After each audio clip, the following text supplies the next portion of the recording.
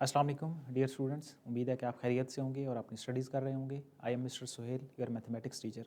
और आज का जो हमारा लेक्चर है वो है 11.1 यानी कि चैप्टर 11 के बारे में, which is practical geometry of the circles.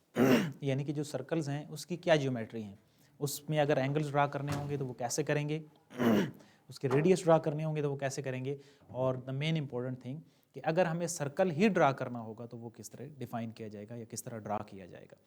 अब इसमें जो हमारे MCQs हैं उसमें हम अपने जो मेन पॉइंट्स होंगे यानी कि जो कुछ स्टेटमेंट्स हैं उनको हम क्लियर करेंगे, कवर करेंगे, और जो हमारे शॉर्ट और लॉन्ग क्वेश्चन हैं उसमें उनसे रेलिवेंट जो क्वेश्चन नियर्स बनेंगे उसको हम सॉल्व करेंगे। So move to the MCQs में हम देखेंगे कि for example 3 non collinear points हैं, उसमें से कितने सर्कल निकल सकते हैं, सर्कल्स का आपस में क्या रिलेशन होता है, ठीक है, सरकमफेरेंस की क्या चीज़ होती है। इन सारी चीज़ों को हम अपने MCQs जो हैं उसमें क्लियर करेंगे। जो चीज़ें आपको आती होंगी वो आपने खुद से साथ डिफाइन करनी है, और बाकी जो है हम इसको क्लास में डिस्कस करेंगे। So move to the first MCQs। पहला हमारा MCQs है टू कंस्ट्रक्ट अ सर्कल। एक सर्कल कंस्ट्रक्ट करने के लिए through the 3 non collinear point what is required, क्या रिक्वायर्ड होगा, length of the radius, the coordinate of the centre, the circumference of the circle, या no additional information is required. बहुत आसान है और इसको अभी मैंने स्टेटमेंट के अंदर डिफाइन भी किया है कि, और इसकी जो स्टेटमेंट है ना उसी के अंदर आंसर मौजूद भी है कि to construct a circle through 3 non collinear points. अगर कोई भी 3 जो हैं वो नॉन कोलिनियर पॉइंट्स होंगे तो ये स्टेटमेंट भी है। नॉन कोलिनियर का मतलब ये है कि वो एक लाइन में नहीं होंगे, लेट्स से कुछ इस तरह के होंगे। तो कोई भी 3 जो नॉन कोलिनियर पॉइंट्स होते हैं उनके अंदर से एक ही सर्कल ड्रा होता है। तो इसका जो राइट ऑप्शन है कि no additional information is required, हमें इसके अलावा कोई इंफॉर्मेशन नहीं चाहिए। हमारे पास अगर सिर्फ यही इंफॉर्मेशन हो कि 3 नॉन कोलिनियर पॉइंट्स हैं तो हमें पता चल जाएगा कि उनके अंदर से तो एक ही सर्कल गुजरेगा। सो फर्स्ट का आंसर है डी, मासीरा ने आंसर किया है। Right answer is D, that no additional information is required. अब हम जाते हैं अपने दूसरा जो MCQs है उसकी तरफ। To locate the centre of a given circle we can use the intersection of chords, the intersection of the 2 chords. ये बहुत इंपॉर्टेंट इस वजह से है कि ये आपका शॉर्ट या लॉन्ग क्वेश्चन में दोबारा से यूटिलाइज होगा, तो आपने जो है वो वहाँ पे भी बताना है कि क्या करेंगे हम। इंटरसेक्शन ऑफ 2 कार्ड्स, 2 कार्ड्स की इंटरसेक्शन चाहिए होगी। मैं इसको साथ साथ थोड़ा सा डिफाइन भी करता जाता हूँ। The intersection of the perpendicular bisectors आपको चाहिए होंगे। The mid points of the diameter चाहिए होगा, यानी कि आपके पास एक सर्कल है तो आपको क्या करना है जी, इंटरसेक्शन ऑफ 2 कार्ड्स आपको वो चाहिए होंगे, 2 कार्ड्स का इंटरसेक्टिंग पॉइंट चाहिए होगा, या intersection of perpendicular bisector of 2 cards, या 2 कार्ड्स के आपको परपेंडिकुलर बाइसेक्टर्स, यानी कि लेट्स से ये 2 कार्ड्स हैं उनके परपेंडिकुलर बाइसेक्टर्स आप ड्रा करेंगे और फिर उनका सेंटर आप निकालेंगे, वो आपको रिक्वायरमेंट होगी। या mid point of the diameter, या आपके पास एक कंप्लीट जो है वो डायमीटर है और आपको डायमीटर का मिड पॉइंट यानी कि उसका हाफ चाहिए होगा। या डी पॉइंट है कि ऑल ऑफ दी अबव, या डी पॉइंट क्या है कि आपको ऑल ऑफ दी अबव चाहिए होगा, mid point of the diameter. तो एक आई थिंक मासीरा ने आंसर किया that I think the second का आंसर है सी। बेटा ये सारी जो रिक्वायरमेंट्स हैं ना, ये सारी रिक्वायरमेंट्स होती हैं। इंटरसेक्शन ऑफ 2 कॉर्ड्स, उससे भी आप काम कर सकते हैं। इंटरसेक्शन ऑफ परपेंडिकुलर बाइसेक्टर्स, उससे भी आप अपना आंसर निकाल सकते हैं। Mid point of the diameters, ये भी रिक्वायर्ड होता है। या फिर D is the most accurate answer. अब ये जो MCQs है इसमें जो सारी इंफॉर्मेशन, अगर ये आपको 3 इंफॉर्मेशन में से कोई एक पता है तो आप उसी का आंसर करेंगे। लेट से आपको पता है कि mid point of the diameter is the right answer, तो आप उसी एक को क्लिक करेंगे। अगर कुछ स्टूडेंट को पता है कि intersection of the perpendicular bisectors, हाँ ये राइट आंसर है, तो आप उसी सिर्फ एक को स्पेसिफिक को क्लिक करेंगे। बट आपको उससे रेलिवेंट जो सारी इंफॉर्मेशन है वो पता होनी चाहिए कि इंटरसेक्ट कार्ड्स क्या होते हैं, उनका इंटरसेक्टिंग पॉइंट क्या होता है, कैसे निकलता है, राइट बाइसेक्टर्स का इंटरसेक्टिंग पॉइंट कैसे निकलता है, mid points of the diameter क्या होता है, कैसे निकलता है, और right answer is all of the above. तो सेकंड का आंसर है एक स्टूडेंट का सी के बाद डी, चलें आप ठीक कंसीडर कर लेते हैं, all of the above is the right answer. Next one, अब नेक्स्ट जो है वो थोड़ा सा सोल्यूशन का एमसीक्यूज है। If the circumference of circle is 22, circumference आपको गिवन है। अब आपने जो इसका आंसर है वो खुद से डिफाइन करना है जी। सर्कमफेरेंस इज 22 मीन्स अब आपको सर्कमफेरेंस का फार्मूला आना चाहिए, 2 pi r is equal to 22। What is the radius? ठीक है, अब c इज इक्वल टू होता है 2 पाई r। अब ये जो 2 पाई r है ना, इसकी वैल्यू गिवन है कि वो 22 के इक्वल है। आपने रेडियस निकालना है, तो रेडियस इज इक्वल टू होगा 22/2 पाई हो जाएगा। थर्ड का आंसर है जी बी। बहुत अच्छी, शाबाश। 3.5 सेंटीमीटर। मैं यहाँ पे क्लियर भी कर देता हूँ कि 11r इज इक्वल टू 11/पाई, और आप पाई की जो वैल्यू है उसको लगा के उसको सिंप्लीफाई कर सकते हैं, और फिर आपका जो आंसर होगा वो बी जो है वो करेक्ट आंसर है 3.5 सेंटीमीटर। यानी कि जो आपको सर्कमफेरेंस दिया गया है, आपको जो गिवन सर्कमफेरेंस है उसकी इक्वल वैल्यू को रखेंगे और आप अपने राइट आंसर को निकाल सकते हैं। सो ये थे हमारे जो एमसीक्यूज़। अब हम आते हैं अपने शार्ट क्वेश्चन पे। अब शार्ट क्वेश्चन के अंदर जो आपने एमसीक्यूज़ के अंदर डाटा पढ़ा है, ऑलमोस्ट सारा जो डाटा है वो हमारा इनके अंदर शार्ट क्वेश्चन और लॉन्ग के अंदर यूटिलाइज होगा। तो अगर आपने उनको एमसीक्यूज़ को अच्छे से डिफाइन कर लिया है, समझ लिया है, तो फिर आप इनको सॉल्व कर सकते हैं। An engineer is constructing a circular path in the recreational park. He wants to plant a pine tree in the centre of a circular path. देखिए कुछ इस तरह की इसके ना साथ एक शेप भी दी हुई है कि वो जो है ना वो सर्कुल एक उसके पास एक सर्कल तो है, बट वो उसका जो सेंटर है ना उसको लोकेट करना चाह रहा है। और ये जो डिस्टेंस है ना ये उसका 50 जो है वो दिया गया है। मतलब उसका जो डायामीटर है यहाँ से लेकर यहाँ तक वो 50 मीटर दे दिया गया है। How will he locate the centre? अगर आप अपने दूसरे डिटेल्ड एमसीक्यूज़ को देखें तो फिर आप इसको डिफाइन कर सकते हैं कि वो अपने जो सेंटर होगा उसको कैसे डिफाइन करेगा। आप अगर उसको अंडरस्टैंड कर पाएँ क्वेश्चन को, तो आपने उसको थोड़ा सा डिस्क्रिप्शन के अंदर मुझे बताना है कि वो अपने जो सर्कुलर पाथ का सेंटर होगा वो कैसे बनाएगा। यानी कि क्या करना है, उसने एक सर्कुलर पाथ बना रहा है रिक्रिएशनल पार्क में। He want to plant a pine tree in the centre. वो जो सर्कुलर पाथ बना रहा है ना उसके सेंटर के अंदर वो पाइन ट्री जो है वो लगाना चाह रहा है, बट उसे आप समझ नहीं आ रही। ये प्रैक्टिकल एप्लीकेशन का क्वेश्चन है कि वो सेंटर कहाँ से बनेगा, कैसे बनेगा। तो उसके लिए क्या जो है वो रिटर्न में एक लाइन होनी चाहिए कि ये काम अगर वो करे तो फिर वो जो है ना वो उसका सर्कल जो है वो ड्रा कर सकता है। जी, ओवर टू यू। आपने खुद से बताना है। You have 5 second. एक लाइन के अंदर आपने इसका आंसर करना है कि वो क्या काम करे। शाबाश।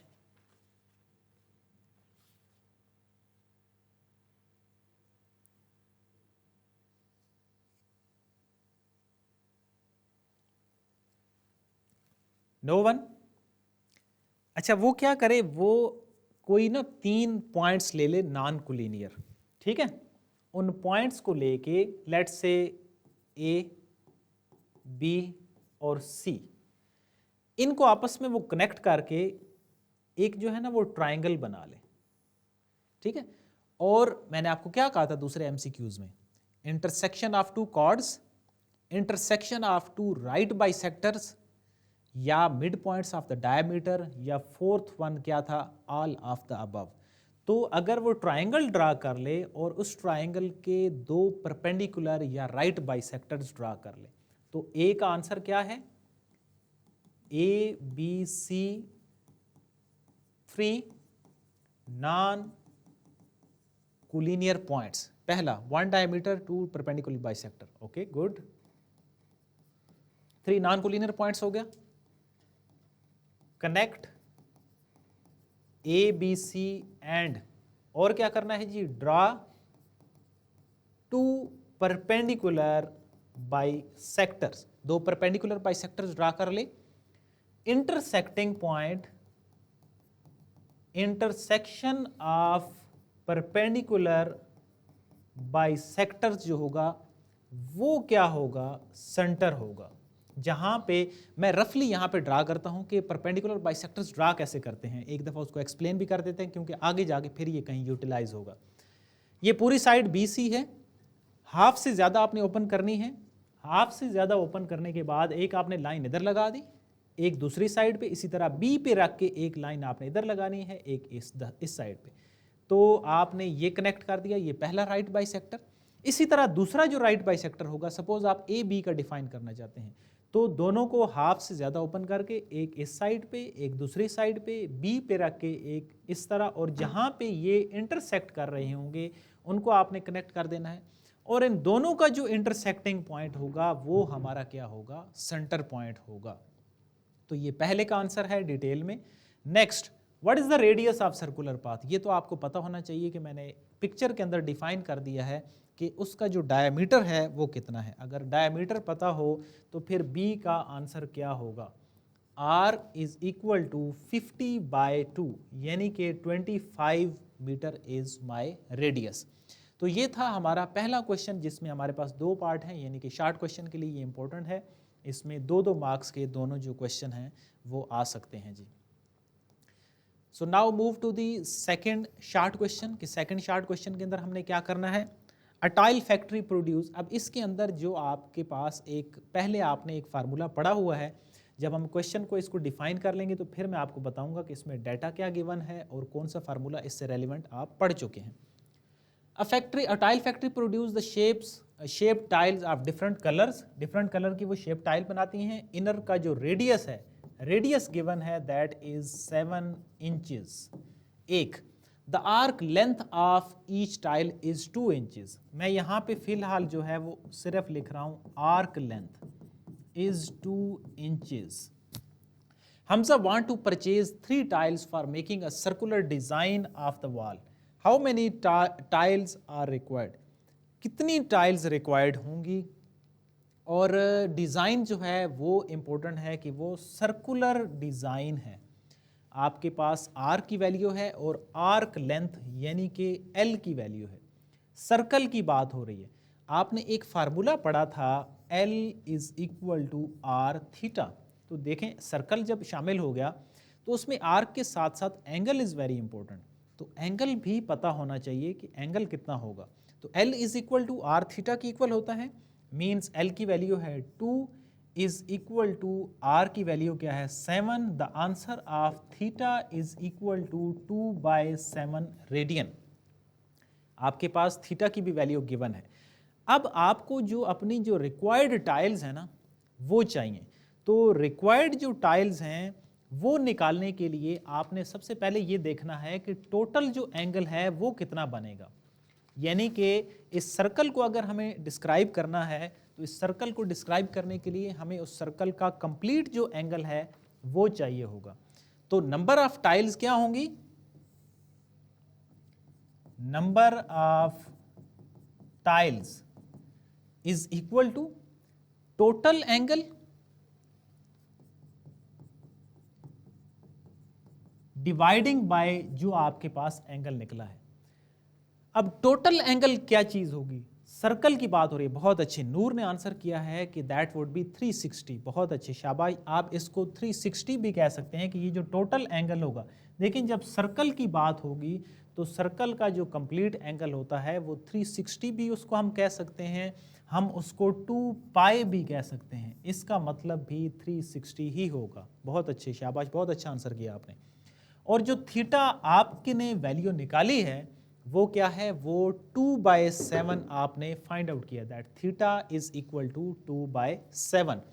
अब आपने क्या करना है, सॉरी 2/7,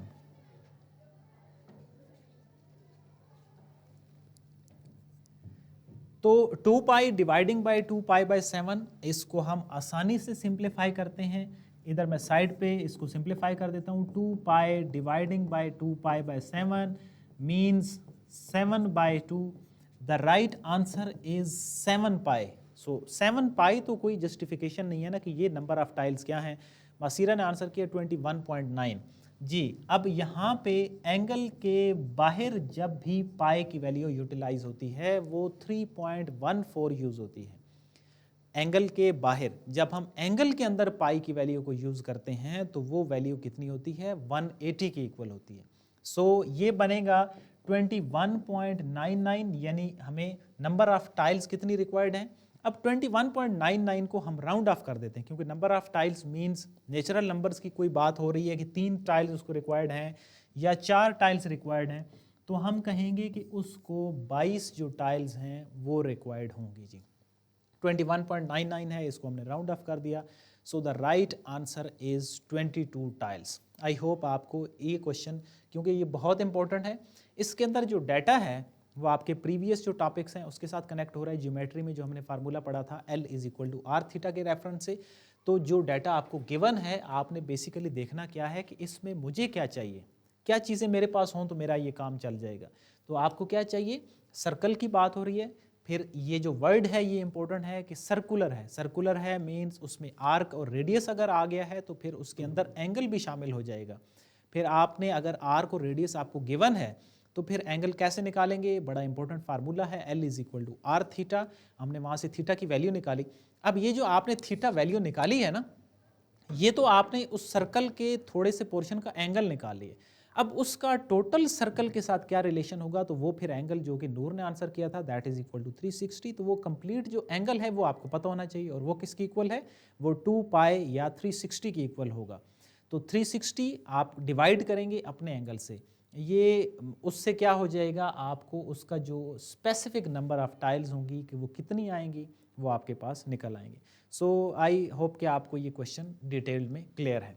अब हम मूव करते हैं अपना जो लॉन्ग का पोर्शन है उसकी तरफ, और जो लॉन्ग का पोर्शन होगा इसमें भी आपने जो प्रीवियस यानी कि MCQs के अंदर जो चीज़ें पढ़ी होंगी वो चीज़ें यूटिलाइज हो रही होंगी। अब मैं चेक करना चाह रहा हूँ कि आपने कितना जो है वो MCQs को और शार्ट क्वेश्चन को समझा है, कि आप इसको अंडरस्टैंड कर पाएंगे कि 3 नॉन कोलिनियर पॉइंट्स हैं ABC। अब देखें नॉन कोलिनियर की बात आई है तो पहला MCQs कि अगर 3 नॉन कोलिनियर पॉइंट्स हों तो हमें सर्कल को ड्रा करने के लिए क्या इन्फॉर्मेशन चाहिए, हमें उसका रेडियस चाहिए, हमें उसका कार्ड चाहिए, हमें उसका डायमीटर क्या चाहिए, और उसका आंसर था कि नो एडिशनल इन्फॉर्मेशन रिक्वायर्ड। अगर 3 आपके पास नॉन कोलिनियर पॉइंट्स हैं तो फिर आपको कोई एक्स्ट्रा इन्फॉर्मेशन नहीं चाहिए उन्हीं से, यानी कि 3 नॉन कोलिनियर पॉइंट से एक सर्कल ही ड्रा होता है। अब जी यहाँ पे भी यही है कि 3, लेकिन यहाँ पे अब उसकी जो ज्योमेट्री है सर्कल की वो कंप्लीट हमने डिफाइन करनी है, और क्या क्या चीज़ें दी गई हैं। 3 नॉन कोलिनियर पॉइंट्स हैं A, B एंड C, और वो किस तरह के हैं, such that AB is equal to BC is equal to 3 centimetre, और वो जो हैं उनकी जो लेंथ है वो दे दी गई है। Next angle B is equal to 120, और दूसरी जो इंफॉर्मेशन है वो 120 एंगल दिए गए। Construct the circle passing through ABC।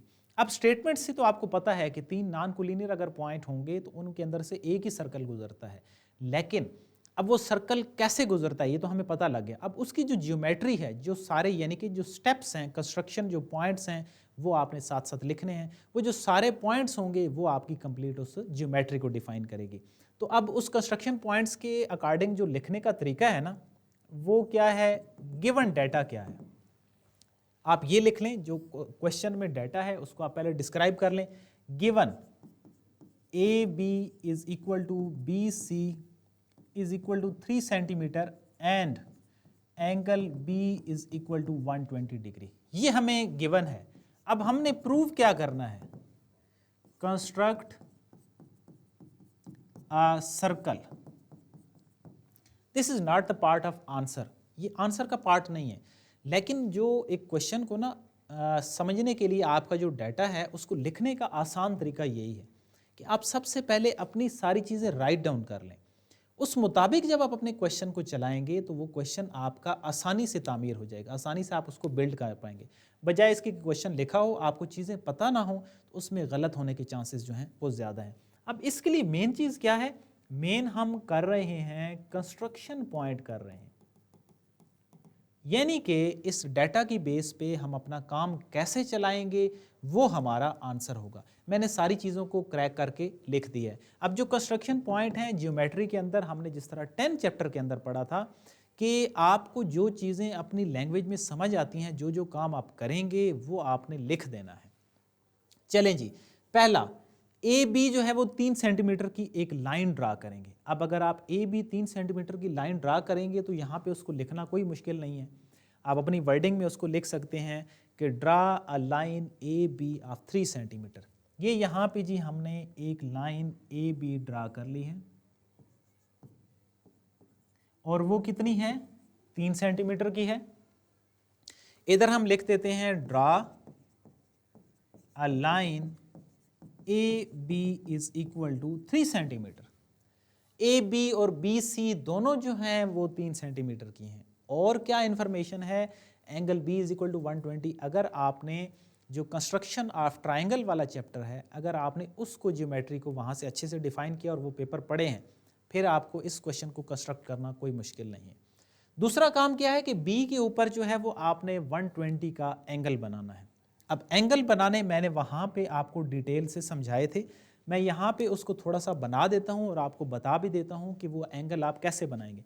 देखिए, अगर बी को मैं पॉइंट मानूँ और वहाँ पे 120 बनाना हो तो मैंने आपको बताया था कि एक आप आर्क लगाएंगे, इस आर्क के ऊपर यहाँ पे जो है वो 60 डिग्री एंगल होगा, दूसरी आर्क लगाएंगे तो वो 120 को डिफाइन करेगी और तीसरी जो आर्क यहाँ पे होती है वो 180 को डिफाइन करेगी। मीन्स जो बी के ऊपर मेरा 120 एंगल है वो मैंने यहाँ पे डिफाइन कर दिया। ठीक है, ये जो इनसाइड उसका एंगल बन रहा है ये 120 बन गया। अब ये दो चीज़ें हो गई। अब इधर दूसरा पॉइंट आप अपनी वर्डिंग में लिख देंगे कि draw an angle of 120 at B. Third point, जो कंस्ट्रक्शन ऑफ द ट्राइंगल्स के अंदर हम क्या काम करते थे कि हमने पहले जो है वो ट्राइंगल कंस्ट्रक्ट करते थे ना, तो हमारे पास जो बी सी लेंथ है ना वो भी 3 सेंटीमीटर है। मीन्स आप अपनी कंपस के जरिए से 3 सेंटीमीटर का एक आर्क जो है वो लगाएंगे। क्या करेंगे, आप सर्कल से अपनी जो कंपस होगी उस स्केल के जरिए 3 सेंटीमीटर आप उसको ओपन करेंगे, 3 सेंटीमीटर पैमाइश कर लेंगे और यहाँ पे इस पॉइंट पे रख के आपने एक 3 सेंटीमीटर की एक लाइन लगानी है जो कि इसको कहीं ना कहीं कट करेगी। वो जहाँ पे इसको कट करेगी वो आपका क्या पॉइंट होगा, सी पॉइंट होगा। और इस सी यानी कि कटिंग पॉइंट को आपने क्या करना है, इस पॉइंट से कनेक्ट कर देना है। तो यहाँ पे हमने तीसरा पॉइंट क्या लगाना है, क्या लिखेंगे, draw an arc of 3 centimetre at B and, और क्या किया आपने, एंड नेम इट, उसको आपने क्या नाम दे दिया, सी का। मजीद इसी के अंदर आप लिख दें कि कनेक्ट सी विद ए। अब यहाँ पे देखिए हम ये काम तो कर रहे हैं, लेकिन अब ये सवाल ये आता है कि हमें तो बनाना था सर्कल, हम ट्राइंगल क्यों बना रहे हैं। तो उसके लिए आपको क्या पता होना चाहिए कि जो MCQs मैंने डिफाइन किया था कि अगर एक आपके पास ट्राइंगल दी हो और उससे हमें सर्कल ड्रा करना हो तो क्या करना पड़ेगा, उस ट्राइंगल के राइट बाइसेक्टर्स ड्रा करने पड़ेंगे। कितने राइट बाइसेक्टर्स, 2 राइट बाइसेक्टर्स।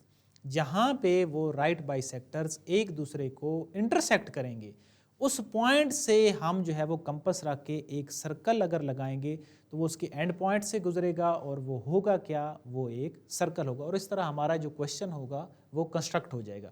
तो यहाँ तक जो हमने काम किया है, हमने एक ट्राइंगल कंस्ट्रक्ट कर ली है।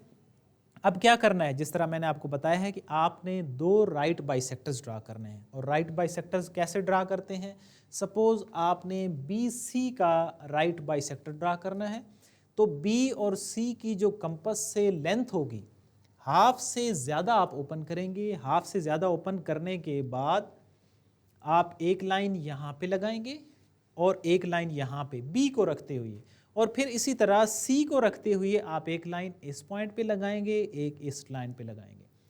ये जो लाइंस होंगी इनको आपस में, इंटरसेक्शन वाली को आपस में कनेक्ट कर देंगे तो ये हमारा पहला राइट बाइसेक्टर्स आएगा।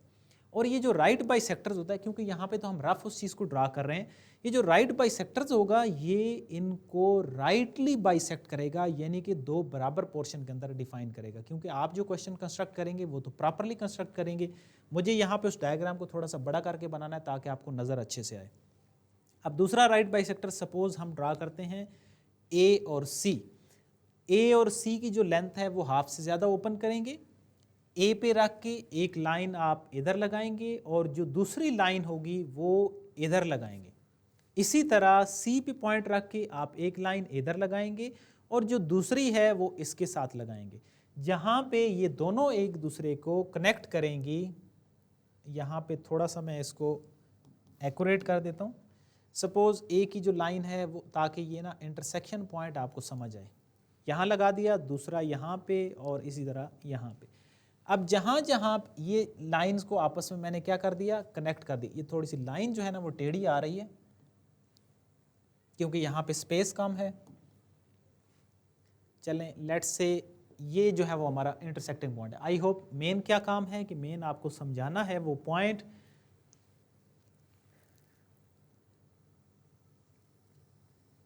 ये जो है वो मैंने इसके लिए लाइन ड्रा कर ली जहाँ पे ये इंटरसेक्ट कर रहे हैं। अब जिस जगह पे ये दोनों जो राइट बाइसेक्टर्स हैं ये आपस में कट कर रहे हैं, ये उनका क्या है, इंटरसेक्टिंग पॉइंट है। लेकिन उससे पहले क्या चीज़ इंपॉर्टेंट है कि आपने क्या काम किया है वो आप यहाँ पे लिखेंगे। फोर्थ वन, सिंपल लिख दें, draw two right bisectors. I hope आपको राइट बाइसेक्टर्स जो हैं वो ड्रा करना आ गए हैं और अभी मैंने जो डिफाइन किया है आप उनको ड्रा कर लेंगे। हाफ से ज़्यादा कंपास को ओपन करना है, एक पॉइंट पे रख के जिस साइड का आप ड्रा कर रहे हैं, एक पॉइंट पे रख के एक ऊपर नीचे दोनों आर्क लगा दें।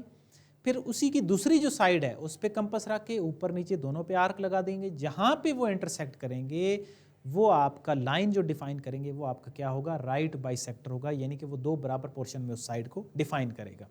अगर आपको क्लियर है तो आप कमेंट सेक्शन में यस लिख दें ताकि फिर हम आगे मूव करें कि मजीद इससे आगे हमने क्या काम करना है। Are you clear?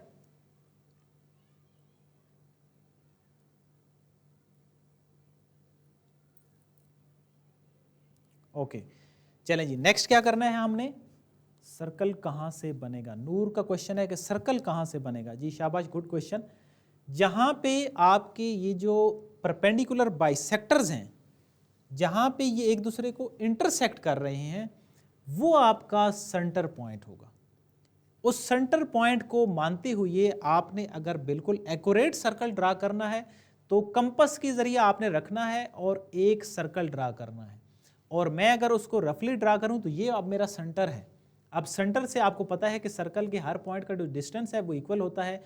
तो मैं अगर इसको रफ ड्रा करूं तो वो आपका क्या हो जाएगा, ये जो intersecting point of the right bisector होगा वो हमारा सेंटर पॉइंट होगा। अब आप अगर दो ड्रा करेंगे तब भी आप सर्कल बना सकते हैं, जो रिक्वायरमेंट है वो दो की है। लेकिन अगर आपको याद नहीं रहता तो फिर आपने एक सिंपल स्टेटमेंट याद रखनी है कि राइट बाइसेक्टर्स का जो इंटरसेक्टिंग पॉइंट होगा वो हमारा क्या पॉइंट होगा, सेंटर पॉइंट होगा सर्कल का, और उस पर रख के हम क्या ड्रा करेंगे, एक सर्कल ड्रा करेंगे। तो पहले हम पॉइंट लिख लेते हैं, हमने ड्रा टू राइट बाइसेक्टर्स। और पांचवा पॉइंट क्या है कि from centre O we draw a circle. Circle का कोई भी नाम दे दें, फ्रॉम पॉइंट ओ, और ओ जो है वो कौन सा पॉइंट है, सेंटर पॉइंट है। We draw a circle. ठीक है जी। तो सर्कल ड्रा करने के लिए ये सारा जो हमारा डाटा है, कंस्ट्रक्शन पॉइंट है जो हमें डाटा गिवन था। ओके, क्लियर हो गया जी नूर, वेरी गुड, थैंक यू। तो ये हमारा सारा डाटा था इस क्वेश्चन को कंस्ट्रक्ट करने के लिए। तो इसमें अब जो सबसे इंपॉर्टेंट लाइन है वो है कि इस सर्कल की ज्योमेट्री को समझना, कि हमें सर्कल अगर डिफाइन करना है तो उसके लिए मुझे क्या क्या रिक्वायर्ड है, मैं कैसे एक सर्कल को ड्रा कर सकता हूँ या कर सकती हूँ। तो क्या करना चाहिए, यानी कि अगर मेरे पास ट्राइंगल्स हैं, मैं आपको एक ट्राइंगल दे देता हूँ और मैं कहता हूँ कि इस ट्राइंगल से आपने सर्कल ड्रा करना है। तो अगर आपको वो स्टेटमेंट याद होगी कि अगर मैं राइट बाइसेक्टर्स ड्रा करूँगी और उनके इंटरसेक्टिंग पॉइंट से मैं एक सर्कल ड्रा कर सकती हूँ। अगर आपको ये स्टेटमेंट याद नहीं है फिर आपका थोड़ा सा क्वेश्चन जो है वो डिफिकल्ट हो जाता है। तो इन सारी जो स्टेटमेंट्स हैं इनको हमने एमसीक्यूज़ के अंदर इस वजह से पहले क्लियर कर लिए ताकि जब हम क्वेश्चन करें तो आपको वो सारी चीज़ें याद हों। तो क्या था, जो डाटा गिवन था उसके मुताबिक हमने चीज़ों को कंस्ट्रक्ट किया और अपना जो सर्कल है उसको डिफाइन कर लिया।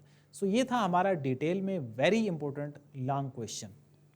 अब इसमें क्या है आपका जो हर चीज़ का जो है ना वो मार्क्स हैं। अगर हम मार्क्स की डिस्ट्रीब्यूशन करें तो इसकी जो डिस्ट्रीब्यूशन है वो हाफ हाफ हो जाएगी। आप जो अपने पॉइंट्स लिखेंगे, जो कंस्ट्रक्शन पॉइंट्स लिखेंगे, उनके 4 मार्क्स होंगे। उसके अकॉर्डिंग जो आप अपनी डायग्राम बनाएंगे, हर स्टेप के आपका एक एक मार्क होगा। आप पहले जो राइट एंगल्स और ट्रायंगल ड्रा करेंगे उनके, फिर जो आप उसके राइट बाइसेक्टर्स ड्रा करेंगे उसका मार्क होगा, और फिर आप क्या करेंगे, उसका जो सर्कल डिफाइन करेंगे उसका मार्क होगा। तो ये इस तरीके से इसके जो 4 मार्क्स हैं वो कंप्लीट हो जाते हैं। और यहाँ पे जो कंस्ट्रक्शन में जो सारी चीज़ें, कंस्ट्रक्शन पॉइंट लिखना कोई मुश्किल काम नहीं होता। जो भी आप सारा काम कर रहे हैं उसको आपने राइट डाउन अपनी लैंग्वेज में लिख देना, वो आपके कंस्ट्रक्शन पॉइंट हो जाएंगे। सो ये था हमारा लॉन्ग क्वेश्चन। अब हम देखते हैं कि क्या इसके अंदर कोई और लॉन्ग क्वेश्चन है जी।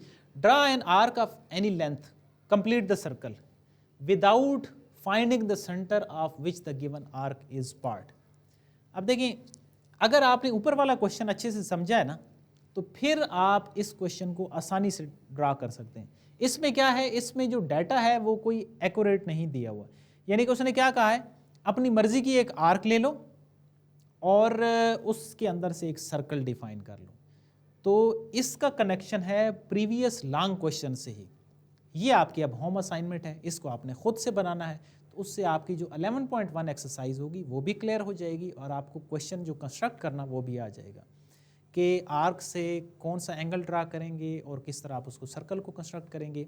जो इसका बहुत इंपॉर्टेंट लॉन्ग क्वेश्चन था वो मैंने यहाँ पे ड्रा कर दिया है। बाकी ये असाइनमेंट के तौर पे आपने खुद से करना है। अगर चीज़ें कुछ समझ नहीं आती हैं तो वो आपने जो कमेंट सेक्शन होगा यूट्यूब का, वहाँ पे आपने लिखना है, मैं आपको डिफाइन कर दूँगा। So this is all from my side. See you in the next class with next exercise. Till then, Allah Hafiz.